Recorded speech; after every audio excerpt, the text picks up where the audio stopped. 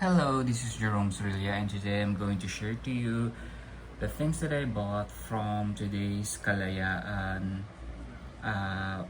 Sabihin natin na sa Luneta. So come, let's get closer and have fun. So pumunta ako sa iba-ibang mga sabihin natin na department ng local government, national government. Isa sa mga pinuntahan ko ay Philpos. Finally, nagkaroon na ako ng stamp ng sarili ko. Selling price niya is 150, personalized to. Tatlong 17 pesos na stamps. At andoon ang mukha mo. Diba? Ang saya. Ito ang itsura ko nung ako ay 29 years old. Ito ang itsura ko nung ako ay 46 years old. 46. Yan. Diba?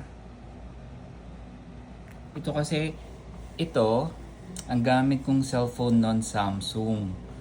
Nasa Bohol ako noon. Nakiki-picture sa garden ng kapitbahay ng kasama ko sa trabaho.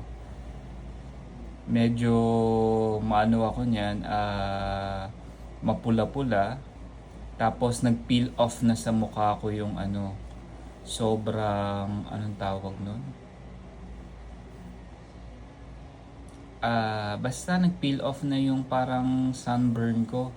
Kasi mangingitim na ako niyan. Kasi namula ako, tapos magpipil, tapos mangingitim. Yan. Of course, kasi Philippine Independence Day. Celebrating, kaya flag ang pinili ko. And then this one, I was in Vietnam. Nasa park ako noon. Tapos I saw graffiti ng cat.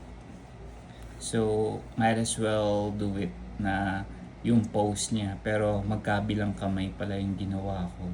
Pero okay lang para magkadikit lang kami. Ayan. Tapos yung kuya ko kasi magbe-birthday. Naisipan ko lang na gagamitan ko siya ng stamps na andoon ang mukha niya. So, para magamit ko rin yung mga ibang stamps na gagamitin ko dito, ang ginawa ko, kasama niya si Ate Jen.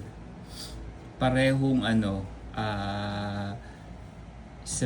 pesos. So, pwede ko itong gamitin sa birthday niya, sa sabihin natin sa Pasko.